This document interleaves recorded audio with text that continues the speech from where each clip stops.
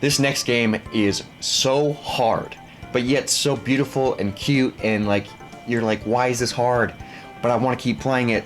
Pocky and Rocky. Recently, when we were loading up our Wii U, because Wii U shop's closing, gotta get these games, we tried Pocky and Rocky on the Game Boy Advance, so that made us have to play it on the Super Nintendo. Such a unique game because it feels like an old school RPG because it's top down, you know, art style and animation, but it's like a run and gun. And you're like, it's like a shmup kind of, you know? This game is so difficult, but it's so much fun, and you cannot stop playing it because you go, I'm gonna figure you out. And then once you figure out the patterns, you make it a little bit further and a little bit further. Pocky and Rocky is incredible, and I know there's like a new one on the Switch now, and It's all about shooting shit, learning the patterns, living the patterns. As cute as this game is, don't let it freaking fool you. This game will stomp a mud hole in your ass and walk it dry like it's 1995. this next game is a staple in the Super Nintendo library, and that's Contra III: The Alien Wars. I think it's one of the best Super Nintendo games. Period. I love it. Why are we still playing this in 2022 when maybe a year and a half ago I No Death ran it? Reason we're still playing it is Robert, he big dicked me when we did our playthrough, and he No Death ran it, and I didn't. That's a problem. Whoa! That's a awesome run. That's how you freaking kill the game right there. Some stupid ass deaths, but damn. I don't think I died. For real? I don't think I died.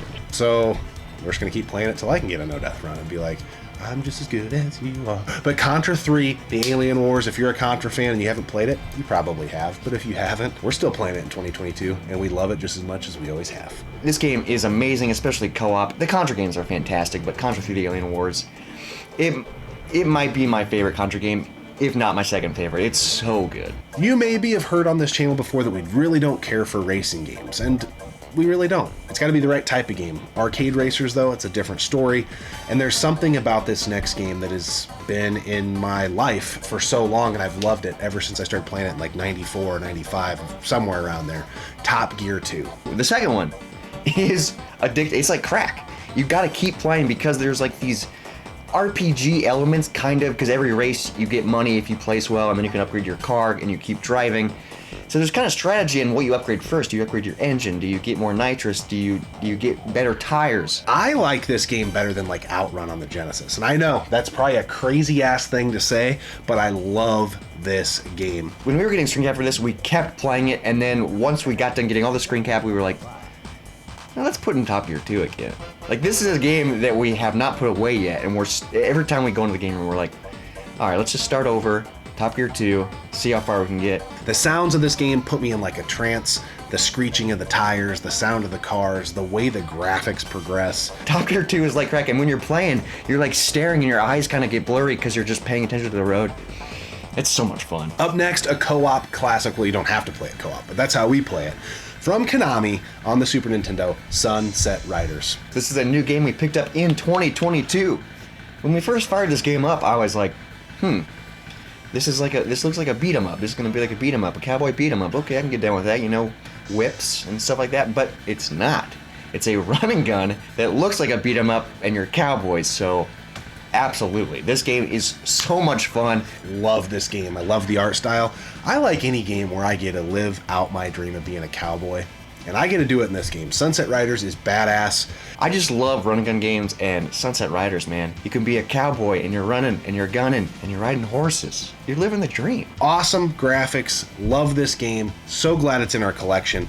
It's a little bit of a pricey game, so do what you got to do to play it. But I think it's definitely worth the playthrough, especially if you've got a buddy or somebody around that you can play co-op games with. Don't miss on this one. Sunset Riders is so good. There's a lot of incredible beat 'em ups in the 16-bit era, but one that we're playing a lot because it's new, we finally got it physical, is Final Fight 3. Beautiful sprite work. The game looks great. The button combinations are awesome, and they're pretty intuitive and easy to learn, unique to each character. So to do your super, you need to be able to look at the manual, or maybe there's websites or something. We don't have the manual, we just bring up the PDF of it. But this game is a lot of fun. Landing your supers is really important. I have a new crush. Lucia, I think, is my new favorite lady in video games. She is a babe, and every time I play, I gotta play as Lucia. She's just a badass, and I would love for her to beat me up. I've always thought Final Fight was kind of a little bit of that third layer behind Streets of Rage and like the Turtles in Time, Hyperstone Heist stuff. But that's not to crap on Final Fight. It's badass, and it's like a new beat 'em up for us. I know it's an old game, but it's new to us, and we're playing the hell out of it. It's really good. The last game on our list is a staple as well for the Super Nintendo, Castlevania IV. This game, for anybody that got chewed up as a little kid playing Castlevania 1, 2, and 3, are going to find themselves in a different state of mind playing this game. Beautiful freaking game. Konami, you got the directional whip, the platforming, the music, freaking Simon Belmont. Not that the game's super easy, but I don't think it's the level of hard of a lot of the other Castlevania games in the series. And I feel for this style, so this isn't the Metroidvania style, this is still traditional Castlevania. I feel like this one controls the best out of all the ones that I've played. Castlevania IV, we've been playing the hell out of this game. It is so good. So that's our 10 games we're playing in 2022. We're going to rattle through some quick honorable mentions. Some we're really close to making the list. Others, we've just played so much that it's like, man, we love the games. We do throw them on occasion if we're testing a console. They're just not getting the love they used to. Obviously, Super Mario World, that's got to be in there, but that's a game we fire up all the time, and, it's kind of a cop-out answer, but Super Mario World, incredible. UN Squadron, amazing shmup on the Super Nintendo. Pretty freaking hard, but I love shmup, so I'm always going back to UN Squadron. Zombies Ate My Neighbors. Love the freaking game. If you've played it, you know what it's all about. It's one that we definitely want to try doing a co-op no-death run on someday, but the priority on it's very, very low. Love the game. There's 55 undead levels. I haven't gotten even close to 55. I've gotten to like 17 maybe. But one day I will get there. One day I will beat Zombies Ate My Neighbors. Another beautiful game that gets thrown in from time to time is Aladdin on the Super Nintendo. Both the Genesis one and the Super Nintendo one are great. I'm more partial to the Super because that's what I had when I was a kid. Just love it. Great sprite work, but both awesome games. It was a cool time where you could get the game by the same name on two different consoles and they're completely different. Adventures of Batman and Robin. This game is probably one of the most beautiful games on the Super Nintendo. The colors, the environments, the sound. This game is so good, but yet so cheap. Like, it's difficult. There's a learning curve when you first start this game because of all the weapons you have and like figuring out the hitboxes, and like there's a lot of cheap deaths in this game. And what's frustrating is the Adventures of Batman and Robin, but you're just Batman. All right, sweet. Batman and Robin. This is a single player game. What? It doesn't make any sense to me. NHL 94. Yep. Been playing it for years. Don't love playing the computer in this game, but I do love playing another person. It's a lot of fun. Definitely gets played from time to time. I don't know why we like hockey games so much. Neither one of us even like hockey, but whatever. TMNT, Turtles in Time. This game is beautiful. Probably, arguably, one of the best games on the Super Nintendo. One of the best beat 'em ups. So freaking good.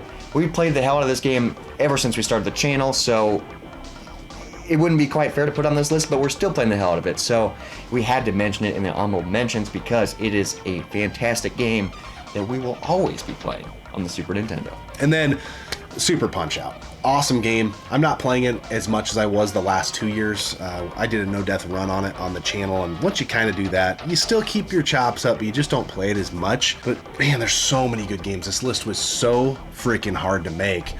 But you just got to go with what are we going to play when we walk in the game room today. In 2022, that's our list. Guys, that was our list. 10 games plus some honorable mentions, Super Nintendo. So let us know in the comments below, would any of the games on our list today make the 10 games that you would play or are playing on the Super Nintendo in 2022?